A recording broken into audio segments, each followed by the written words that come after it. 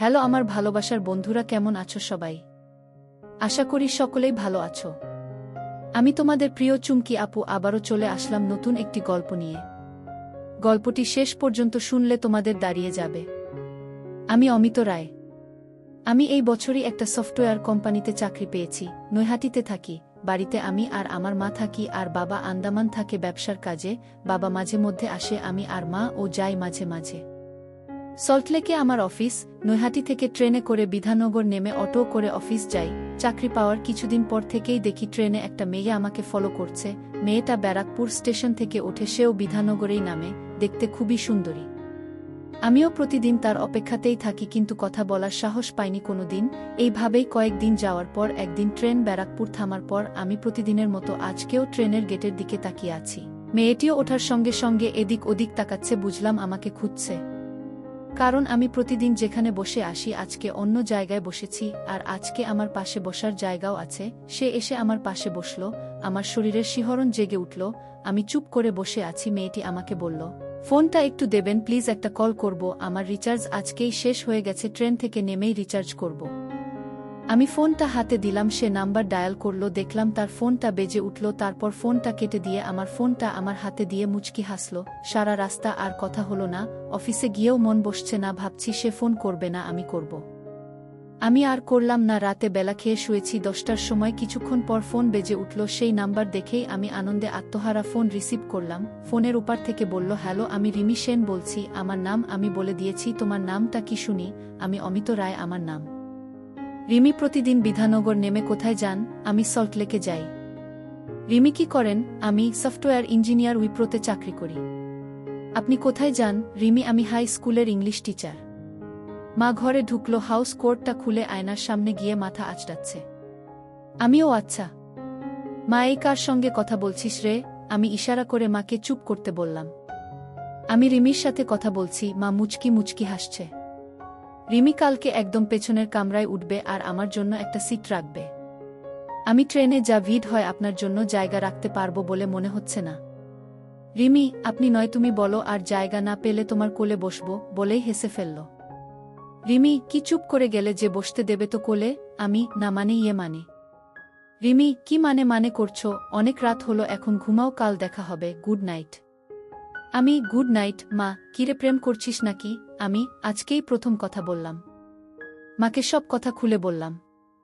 মা, খুব ভালো, প্রেম করে তাড়াতাড়ি বিয়ে কর। মায়ের নাম মালতী রায়, 47 বছর বয়স, কিন্তু দেখে বোঝার উপায় নেই। ফিট রাখার জন্য প্রতিদিন সকালে যোগ ব্যায়াম করে। দেখতে সুন্দরী। চমা, বাড়ির বাইরে সবসময় শাড়ি পরে, তবুও বাড়ির বাইরে বেরোলে লোকের দৃষ্টি আকর্ষণ করে। ফোনটা রেখে মেশিন বের করে মায়ের সাথে কাজ শুরু করে দিলাম। ওহ, আপনাদের বলা হয়নি, মায়ের সাথে আমি অনেক আগে থেকে ফ্রি। আমাদের মা ছেলের কার্যক্রম, এসব কার্যক্রম অনেক আগে থেকে হয়ে আসছে।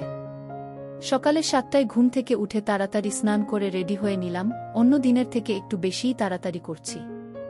মা, তোর জন্য ট্রেন তাড়াতাড়ি আসবে না? মেয়েটার সঙ্গে দেখা করার জন্য তো পাগল হয়ে গেলি, জামাটাও উল্টো পড়েছিস। আমি লজ্জায় পড়ে গেলাম। জামাটা ঠিক করে পরে মা খেতে দিল। খাচ্ছি এমন সময় টেবিলে রাখা আমার ফোনটা বেজে উঠল। স্ক্রিনে রিমির নাম ভেসে উঠল। মা, যার জন্য ছটফট করছিস সেই ফোন করেছে। আমি ফোন রিসিভ করলাম। রিমি, রিমি বলছি। আমি, হ্যাঁ বলুন। রিমি, আবার আপনি? আমি, বলো কি করছো? রিমি, তোমার সঙ্গে কথা বলছি। আমি, কি করছিলে? রিমি, তোমার কথা ভাবছিলাম, তাই তো ফোন করলাম। তুমি কি করছো? আমি, খাচ্ছি। রিমি, খাওয়ার সময় বিরক্ত করলাম। আমি, আরে না না, এতে আবার বিরক্ত কিসের? তোমার খাওয়া হয়ে গেছে? রিমি, হ্যাঁ, আমি খেয়ে একটু রেস্ট নিয়ে বেরোই, মনে আছে তো লাস্ট কামরায় উঠবে, রাখছি। আমি, আচ্ছা। আমি খাওয়া সেরে বেরিয়ে পড়লাম। স্টেশনে গিয়ে কিছুক্ষণ বসার পরে ট্রেন এলো। রিমির কথা মতো লাস্ট কামরায় উঠলাম। বসার জায়গাও পেলাম। ব্যারাকপুর স্টেশন এলো। আমি গেটের দিকে তাকিয়ে আছি। রিমি উঠল। আজকে ওকে আরও বেশি সুন্দরী লাগছে, আজকে বেশি সাজগোজ করেছে। উঠে এদিক ওদিক তাকিয়ে আমাকে খুঁজছে, বুঝতে পারলাম। আমাকে দেখেই ওর মুখে হাসি ফুটে উঠল। আমি জানালার ধারেই বসেছিলাম, ও আমার সামনে এসে দাঁড়ালো। আমি উঠে দাঁড়ালাম। রিমি আমার থেকে একটু খাটো। দাঁড়ানোর সময় ওর হালকা স্পর্শ হলো। ও শিউরে উঠল, মাথা উঁচু করে আমার দিকে তাকিয়ে মুচকি হাসল। আমি, বসো। আমার কানের কাছে মুখ নিয়ে আস্তে আস্তে বলল, রিমি, তোমার কোলে বসবো ভাবলাম। বলেই বসে মাথা উঁচু করে আমার দিকে তাকিয়ে হাসল। একটা স্টেশন যাওয়ার পর পাশের জন উঠে গেল। রিমি আমার হাত ধরে এক টান মেরে বসিয়ে দিল। হাত ধরে টান মারার জন্য ব্যালেন্স হারিয়ে ওর গায়ে পড়লাম। আমি সরি ব্যালেন্স পাইনি। রিমি, সরি বলার কি আছে, অন্য কারো গায়ে পড়েছ নাকি, বলেই হেসে দিল। পাশে বসলাম, ও আমার ঘাড়ে মাথা রাখল। আমি এদিক ওদিক তাকিয়ে দেখছি কেউ তাকিয়ে আছে নাকি। রিমি, আসার সময় কটার ট্রেন ধরো? আমি, আসার সময় দেখা হবে না, সন্ধ্যা 7টা বেজে যায় স্টেশনে আসতে আসতে। রিমি, এই হলো ইঞ্জিনিয়ারদের দোষ, বাড়ি ফিরতে দেরি হয়। এরপর থেকে আমাদের প্রেম শুরু হলো। প্রতি রবিবার আমরা ঘুরতে যেতাম। প্রায় মাস 3 পর রিমি ফোনে বলল, আমার মা বাবা তোমাদের বাড়ি যাবে বলছে, রবিবার তোমার মাকে বলো। আমি, আচ্ছা মাকে বলবো। মাকে বললাম যে রিমির বাবা মা আসবে। রবিবার আমি একটু টেনশনেই ছিলাম। মা সকাল সকাল রান্না সেরে নিল। 12টার সময় কলিং বেল বেজে উঠল। আমি গিয়ে দরজা খুলেই হতভম্ব হয়ে গেলাম। আমার সামনে দাঁড়িয়ে মধুরিমা সেন আর ওনার স্বামী সুপ্রকাশ সেন, আমার অফিসের সিনিয়র ইঞ্জিনিয়ার। আমি মধুরিমা সেনের আন্ডারে জুনিয়র ইঞ্জিনিয়ার হিসেবে আছি। ম্যাডাম, আপনি এখানে? মধুরিমা, কেন আসতে পারি না? আমি, না মানে হ্যাঁ অবশ্যই আসতে পারেন, আসুন আসুন। আমি বসার ঘরে নিয়ে গিয়ে বসালাম, তারপর মাকে ডাকলাম। মা এলো। আমি, মা, ইনি হচ্ছেন আমার ম্যাডাম, মানে আমার সিনিয়র ইঞ্জিনিয়ার, আর ইনি হচ্ছেন ম্যাডামের স্বামী এবং ম্যাডামের সিনিয়র ইঞ্জিনিয়ার। মধুরিমা, দিদি আপনি বসুন। আমরা এখন ওসব কিছু না, এখন শুধু আমরা রিমির মা বাবা। আমি তো ওনার কথা শুনে হতভম্ব হয়ে দাঁড়িয়ে আছি। মধুরিমা, কি হলো, তুমি দাঁড়িয়ে আছো কেন, বসো। ওনার কথায় আমি সামনের সোফায় বসলাম। মধুরিমা, আমি প্রথম দিন থেকেই তোমাদের সম্পর্কের কথা জানি। রিমি প্রথম দিনই তোমার কথা আমাকে বলেছিল, আর পরের দিন তোমার ছবি দেখিয়েছিল। আমি দেখেই রিমিকে বলি যে তুমি আমার অফিসে চাকরি করো, আর ওকে বারণ করি তোমাকে বলতে। দিদি, আমরা আজকে এসেছি শুধু ঘুরতে। দাদা শুনলাম আন্দামান থাকে, ওনাকে খবর দিন, উনি আসলে সবাই মিলে একদিন আমাদের বাড়ি যাবেন। সেদিন ওদের বিয়ের ডেট ফাইনাল হবে। তারপর সবাই মিলে অনেক গল্প হলো। ওরা দুপুরে খাওয়া দাওয়া করে চলে গেল। পরে আমি রিমিকে ফোন করতেই কি সারপ্রাইজটা কেমন দিলাম। আমি, হ্যাঁ ভালোই। আমি তো ভাবতেই পারিনি। দুজনে মিলে অনেকক্ষণ কথা বললাম। পরে একা একা বসে ভাবছি মধুরিমা ম্যাডাম মানে আমার হবু শাশুড়ির কথা। ওনাকে দেখলে সবাই হা করে তাকিয়ে থাকে, সবার মধ্যে আমিও পড়ি, কারণ এত সুন্দর সম্পদগুলোর দিকে না তাকিয়ে থাকা যায় না। দিন 10 পর আমার বাবা এলো। পরের দিন আমার বাবা আর মায়ের যাওয়ার কথা ছিল, কিন্তু আমার হবু শাশুড়ি আমার মাকে ফোন করে বলল আমাকেও নিয়ে যেতে। আমিও গেলাম বাবা মায়ের সঙ্গে। ওদের বাড়ি পৌঁছালাম 11:30টার সময়। আমার হবু শাশুড়ি এসে দরজা খুলল। সিল্কের শাড়ি পরা, চুল ছাড়া, পিঠের মাঝামাঝি পর্যন্ত। কাছ থেকে সিঁদুর দেখা যায়, একটু দূরে থেকে দেখা সম্ভব নয়। হাতে শাখা পলা কিছুই নেই, শুধু দুহাতে দুটো সোনার বালা। হবু শাশুড়ি, ঘরে আসুন। আমরা ঘরে গেলাম। আমাদের বসার ঘরে নিয়ে গেল। আমরা বসলাম। রিমি এসে বসল, তারপর আমার হবু শ্বশুর এসে বসল। সবাই মিলে গল্প করছে। আমি চুপচাপ বসে আছি, রিমিও চুপ করে বসে আছে। আমার হবু শাশুড়ি বুঝতে পেরেই বলল, রিমি, অমিতকে নিয়ে উপরে যা। রিমি আমাকে ওর উপরের ঘরে নিয়ে এলো। দুজনে বসে গল্প করছি। হঠাৎ রিমি আমাকে কাছে টেনে ধরল। তারপর মেশিনে হাত দিল। আমি, রিমি, বিয়ের আগে এসব করা উচিত নয়। রিমি, কে বলেছে উচিত নয়, এখন সব উচিত। আমি, তোমার মাথা খারাপ, আর তো কটা দিন।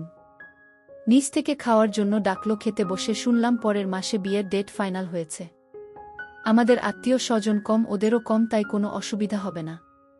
সত্যি কোনো অসুবিধা হয়নি। আজকে বিয়ে বাড়িতে আত্মীয় বলতে মামা মামি, পিসি পিসির ছেলে বৌমা, তাও তারা আমার কাকার বাড়িতে উঠেছে। পাশেই কাকার বাড়ি, আর কয়েকজন আসবে বৌভাতের দিন। সকালে বৃদ্ধি হওয়ার পর মেয়ে আশীর্বাদ নিয়ে গেল আমার বাবা, মামা আর পিসি। বাড়িতে আমি, মা আর মামি। আমি দুপুরে ওপরের ঘরে গিয়ে শুয়ে আছি, কখন ঘুমিয়ে পড়েছি বলতেও পারবো না। হঠাৎ একটা সুখের অনুভূতি হলো, ঘুম ভেঙে গেল। তাকিয়ে দেখি মা আমার মেশিনে হাত দিয়েছে। আমি, ও মা, মামি কোথায়? মা, তোর মামি নিচের ঘরে ঘুমাচ্ছে। আমি, যদি এসে পড়ে? মা, আসলে আসবে, তোর বাবা এসেছে 15 দিন হয়ে গেল, তারপর থেকে হয়নি। আমার একদম ভালো লাগছে না।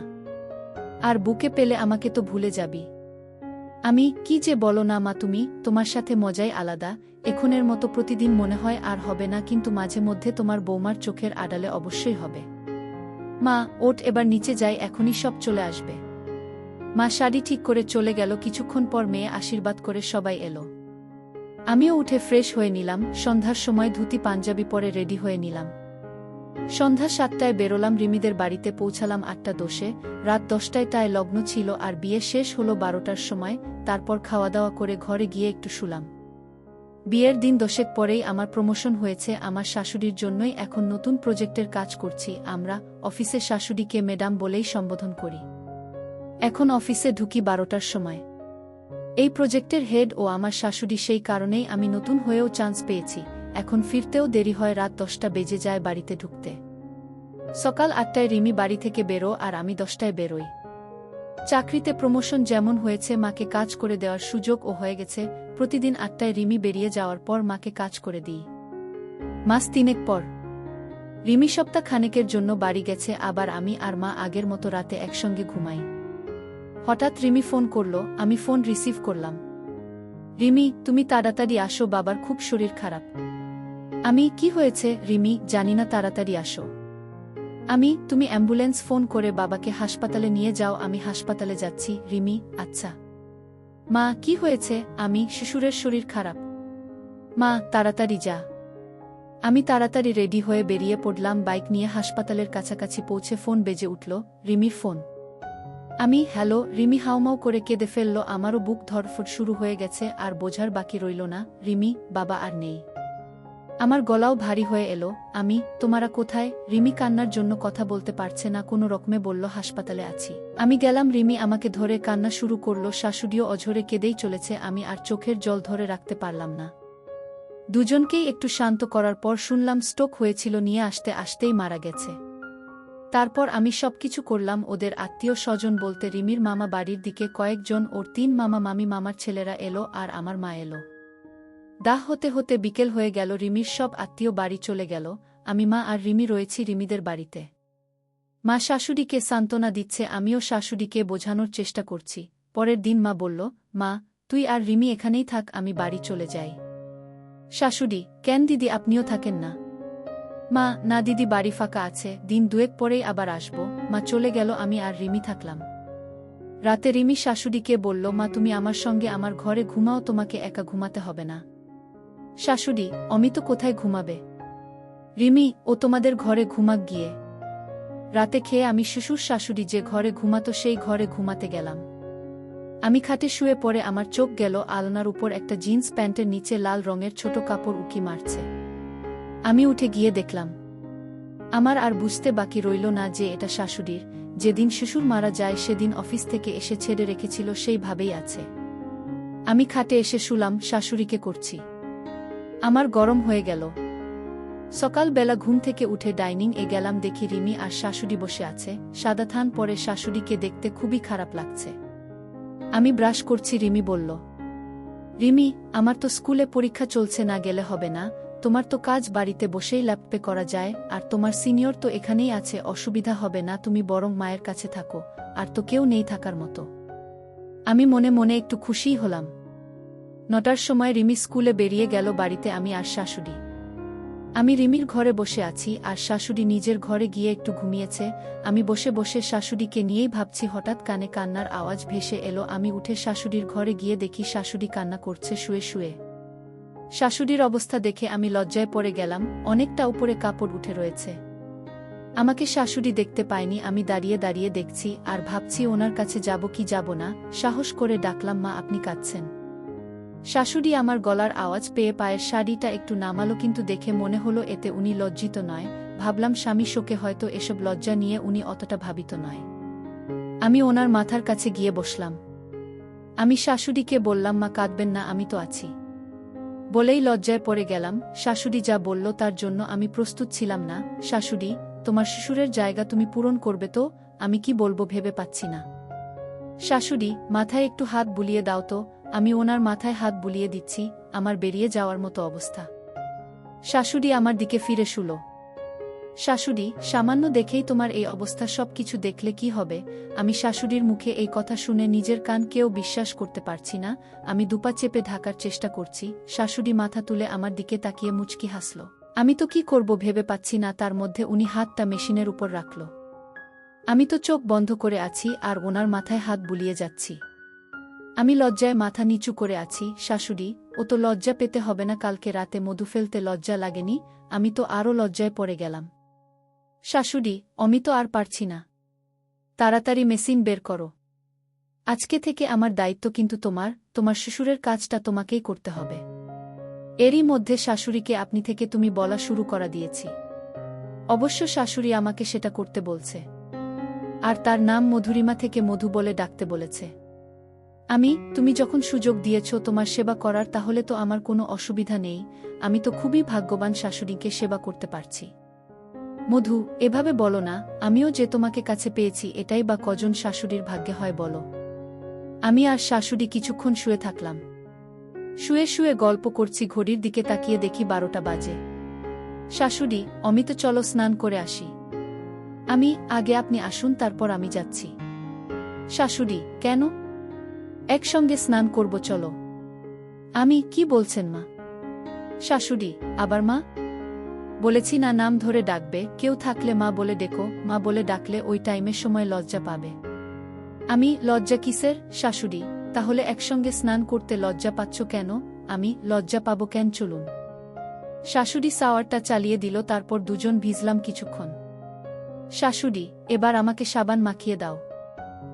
ভালো করে সাবান মাখিয়ে দিলাম, উনিও আমার গায়ে সাবান মাখিয়ে দিল। স্নান সেরে দুজনে ঘরে গেলাম। শাড়ি পরবেন না শাশুড়ি? না, কেউ আসলে সঙ্গে সঙ্গে পরে নেব। শাশুড়ি রান্না ঘরে গেল। রিমি সকালে রান্না করে গেছিল, সেগুলো গরম করল, আমাকে খেতে ডাকলো। আমি ডাইনিং রুমে গেলাম, উনি ডাইনিং টেবিলে খাবার বাড়ছে। একটা চেয়ার টেনে বসলাম, ওনার দিকে এক দৃষ্টিতে তাকিয়ে আছি। শাশুড়ি, কি দেখছো অমন করে? না কিছু না। শাশুড়ি, ভাবছ কি নির্লজ্জভাবে বেড়াচ্ছে জামাইয়ের সামনে? কিন্তু আমি আর তোমাকে জামাই বলে মনে করছি না, সত্যি বলছি। আমি তোমাকে স্বামী বলেই মনে করছি, কারণ আমি তোমাকে আমার সব দিয়ে দিয়েছি। স্বামী ছাড়া অন্য কাউকে যারা সব দেয় তারা হলো বাজারি। আর আমি বাজারি হতে চাই না। আমি ঠিক করেছি তোমাকে বিয়ে করব, কিন্তু আমি আর তুমি ছাড়া কেউ জানবে না। কি তুমি রাজি তো? কিন্তু আপনি সিঁদুর পরবেন কি করে? সবাই দেখে ফেলবে তো। শাশুড়ি, কেউ দেখবে না, চুলের নিচে ছোট করে পরব, কেউ বুঝতেও পারবে না। খাওয়া শেষ করে দুজনে মিলে গল্প করছি। কখন ঘুমিয়ে পড়েছি বলতেই পারবো না। দুজনেরই ঘুম ভাঙল ফোনের আওয়াজে। মোবাইলটা হাতে নিয়ে দেখলাম মা ফোন করেছে। মায়ের সঙ্গে কথা বললাম। শাশুড়ি, তোমার মা কালকে আসবে? হ্যাঁ। শাশুড়ি, অমিত 4টে বাজে, আর ঘণ্টা খানেক পরেই রিমি চলে আসবে। আরেকবার তোমার মেশিনটা বের করো না, রাতে তো আর হবে না। মা, আপনার ইচ্ছে পূরণ করাই তো আমার কাজ। শাশুড়ি, আবার মা? ওশরী। এবার অনেকক্ষণ ধরে পরিশ্রম করলাম। দুজনেই ক্লান্ত হয়ে শুয়ে আছি। কলিং বেল বেজে উঠল, লাফিয়ে খাট থেকে নেমে পড়লাম। শাশুড়ি, মনে হয় রিমি এসেছে। শাশুড়ি, অমিত তুমি ল্যাপটপটা খুলে বসো, আমি গেট খুলতে যাচ্ছি। শাশুড়ি গেট খুলতে গেল, আমি ল্যাপটপ নিয়ে বসলাম। রিমি এলো, ফ্রেশ হয়ে খাওয়া দাওয়া করল। আমি ল্যাপটপে কাজ করছিলাম, পাশে এসে বসল। রিমি, কি গো মা কান্নাকাটি করছিল নাকি? হুম করছিল তো। আমি আবার বোঝালাম, রিমি, ওই জন্যই তো তোমাকে অফিস যেতে বারণ করলাম। মা একা থাকলে আরও কান্নাকাটি করত। আমি মনে মনে ভাবছি, অফিস যেতে বারণ করে ভালোই করেছ, না হলে অনেক কিছু মিস হয়ে যেত। কালকে মা আসবে। রিমি, তাই নাকি? তাহলে তো ভালোই হবে, মায়ের মনটাও ভালো থাকবে। শাশুড়ি ঘরে ঢুকল। রিমি, মা বসো। শাশুড়ি খাটের একপাশে বসল। রিমি, মা জানো তো কালকে আমার শাশুড়ি আসবে? শাশুড়ি একদম নিচু স্বরে বলল, ও জানি না তো। রিমি, তোমার জামাই বলেনি তোমাকে? শাশুড়ি, কি করে বলবে? আমি তো সারাদিন পাশের ঘরে শুয়েছিলাম, ও এই ঘরে বসে কাজ করছিল, শুধু দুপুরে উঠে স্নান করে খাওয়া দাওয়া করেছি। রিমি, আমি ভাবছি শাশুড়ি এলে বলবো সপ্তাহ খানেক থেকে একবারে বাবার কাজ শেষ করে যেতে, তোমার কাছে থাকলে তোমারও ভালো লাগবে। শাশুড়ি আমার দিকে একটু তাকিয়ে মুখ কালো করে ফেলল। উনি তো জানে না মা থাকলেও অসুবিধা নেই। রিমি, তোমার জামাই ও এখান থেকেই কাজ করবে কি গো? তোমার অফিস না গেলে অসুবিধা নেই তো? আমি তো মনে মনে আনন্দে আত্মহারা হয়ে গেলাম, তাও একটু নাটক করে বললাম। মা থাকবে তো, আমি থেকে কি করব? রিমি, এখান থেকেই যখন তোমার কাজ হয়ে যাচ্ছে, তাহলে এই কটা দিন অফিস না গেলেই কি নয়? আমার কাজ যদি বাড়ি বসে হতো তাহলে তো আমিও যেতাম না। শাশুড়ি, তোরা কথা বল, আমি রান্না ঘরে যাই। রিমি, না মা, আমি রান্না ঘরে যাচ্ছি, তুমি একটু শুয়ে থাকো। রিমি রান্না ঘরে গেল, আর শাশুড়ি পাশের ঘরে গেল। ঘণ্টা খানেক পরে খাওয়া দাওয়া করে আমি শুতে চলে এলাম, আর রিমি আর শাশুড়ি পাশের ঘরে গিয়ে শুয়ে পড়ল। সকালে উঠে রিমি রান্না সেরে খেয়ে 9টার সময় বেরিয়ে পড়ল। আমি তখনও শুয়েছিলাম। যাওয়ার সময় আমাকে বলে গেল, আমি দুপুরের রান্না করে গেলাম, আজকে ব্রেকফাস্ট করার সময় পাইনি, তুমি করে নিও তোমার আর মায়েরটা। আমি আচ্ছা। আমার আবার চোখ লেগে এলো। নরম হাতের স্পর্শে তাকিয়ে দেখি শাশুড়ি। আমি কি মেয়ে বেরোনোর সঙ্গে সঙ্গে ড্রেস চেঞ্জ করে ফেলেছ? মধু, এমনিতেই শাড়ি পরতে ভালো লাগে না, বাড়িতে তো কোনোদিন শাড়ি পরি না, তোমার সুর আর আমি থাকলে এভাবেই থাকতাম, আর রিমি বাড়ি থাকলে হাউস কোট পরতাম। ব্রেকফাস্টে কি খাবে বলো? আমি তোমার কমলার জুস খাবো। মধু, বেরোলে অবশ্যই খাওয়াতাম। আমি বেরোনোর ব্যবস্থা করব নাকি? মধু হাসতে হাসতে বলল, না না, এই বয়সে আর দরকার নেই। আর তোমার সুর মরার পর প্রেগ হলে মুখ দেখানো যাবে না। আমি তাহলে আর কি করা যাবে? পাউরুটি আর জ্যাম খাবো। মধু, পাউরুটি তো শেষ। আমি একটু পরে বাজারে গিয়ে নিয়ে আসছি। মিনিট 15 পর উঠে ফ্রেশ হয়ে নিলাম। শাশুড়ি ঘরের টুকটাক কাজ করছে। মধু, অমিত তুমি বাইরে থেকেই তালা দিয়ে যাও। আমি বাইরে থেকে তালা দিয়ে পাউরুটি কিনতে গেলাম। 20 মিনিট পর তালা খুলে ঘরে ঢুকলাম। মধু আমার দিকে তাকিয়ে আমার পাশের জনকে দেখে চমকে উঠে কি করবে ভেবে না পেয়ে পাশের দড়িতে একটা গামছা মেলা ছিল, সেটা দিয়ে ঢাকার চেষ্টা করল। আমার পাশে আমার মা দাঁড়িয়েছিল। মা, দিদি আমার সামনে লজ্জা পেয়ে লাভ নেই, আমি সব জানি, অমিত আমাকে সব বলেছে। মধু আমার মুখের দিকে তাকিয়ে আছে, আমি মুচকি হাসছি। মা শাশুড়ির হাত ধরে ঘরে নিয়ে গেল, আমিও গেলাম। মা শাশুড়িকে খাটে বসালো, নিজে পাশে বসল, আমি একটা চেয়ার টেনে বসলাম। শাশুড়ি লজ্জায় মাথা নিচু করে আছে। মা উঠে দাঁড়িয়ে শাড়িটা নামিয়ে পাশে রাখল। শাশুড়ি মায়ের মুখের দিকে হা করে তাকিয়ে আছে। মা, দিদি, এখন আপনি আর আমি একই ড্রেস পরে আছি, আর লজ্জা পাওয়ার কিছু নেই। শাশুড়ি একবার আমার মুখের দিকে তাকাচ্ছে, একবার মায়ের মুখের দিকে তাকাচ্ছে। মা, দিদি, অমিত আমাকে কাজ করে দিচ্ছে, প্রায় 10 বছর হয়ে গেল। শাশুড়ি যেন আকাশ থেকে পড়ল। শাশুড়ি, কি বলছেন দিদি? মা, ঠিকই বলছি, এখন থেকে ওর আরও দায়িত্ব বেড়ে গেল, আপনার ও সেবা করার। আশা করি আমার ছেলে আপনাকে খুশি দিতে পেরেছে। শাশুড়ি, সে আবার বলতে, এত খুশি জীবনে পাইনি। মা, আমি তো আজকে বিকেলে আসতাম, কালকে ও সব বলল, তাই ঠিক করলাম সকালে এসে 2 বেয়ান মিলে একসঙ্গে সেবা নিব। তাই কালকে রাতেই ওকে বললাম যে আপনাকে সারপ্রাইজ দেব, আমি আপনাদের বাড়ির কাছাকাছি এসে ওকে SMS করি, ও পাউরুটি কিনতে বেরো, আমি ওর সঙ্গে ঘরে আসি। শাশুড়ি, মা, ছেলে মিলে তো আমাকে খুব ভয় পাইয়ে দিয়েছিলেন। আচ্ছা দিদি, কি করে আপনাদের শুরু হলো? মা, সব বলবো, অনেক দিন হলো সেবা নিইনি, আগে হোক তারপর বলছি। শাশুড়ি, তাই করুন। দুজনকে সেবা দিতে গিয়ে অনেক ক্লান্ত হয়ে গেলাম।